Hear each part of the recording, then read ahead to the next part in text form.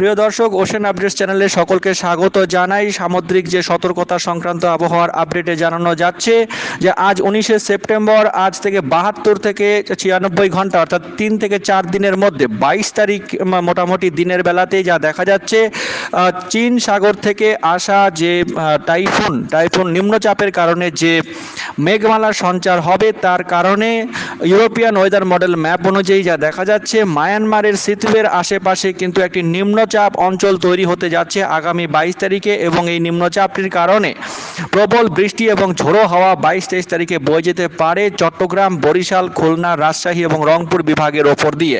ঢাকা বিভাগের কিছু অংশেও এই যে নিম্নচাপ অঞ্চল, তার জন্য কিছুটা বৃষ্টিপাত এবং প্রবল ঝোড়ো হাওয়া বয়ে যাওয়ার সম্ভাবনা রয়েছে আগামী 22 তারিখ থেকে 23 তারিখ পর্যন্ত।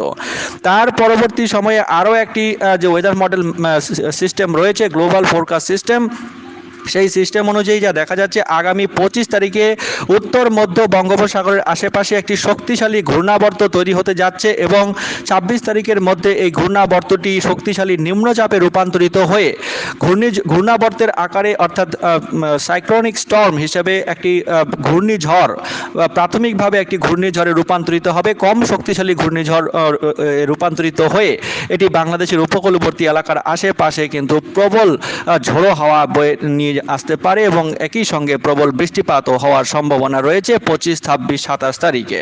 তো দর্শক, এই ছিল আপাতত সামুদ্রিক সতর্কতা সংক্রান্ত একটি আপডেট। চ্যানেলের সঙ্গে থাকুন প্রতিদিনের নিয়মিত এরকম আপডেট পাওয়ার জন্য। অনেক ধন্যবাদ।